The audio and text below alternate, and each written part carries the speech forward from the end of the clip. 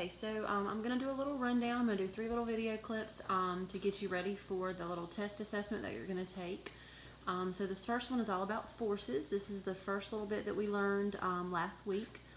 So whenever you have a force diagram, remember we represent the object by putting a square.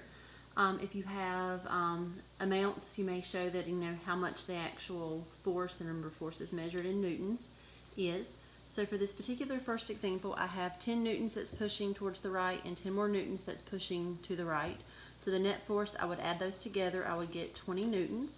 It would be to the right, and since there's nothing pushing back to the left, it would be unbalanced. So that means it's going to move, okay?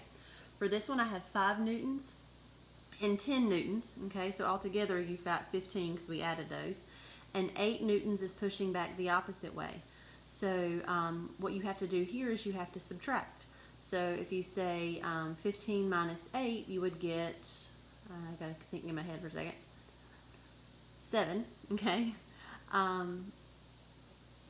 So I would have 7 newtons, and that direction would be, because it's pushing more towards the right, it would be to the right, and once again, it would be unbalanced.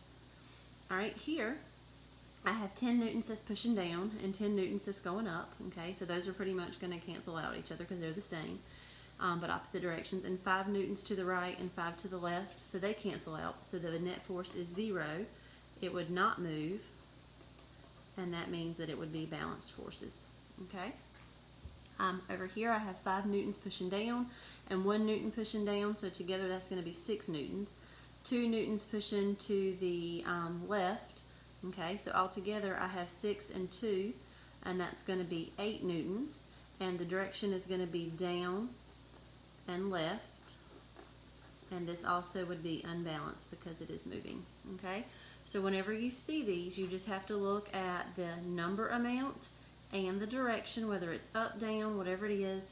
Add, subtract if they're going you know, in the same or the opposite. So in this case, since they were going the same, we added. Over here we had to add and then subtract because they were going opposite against each other, okay?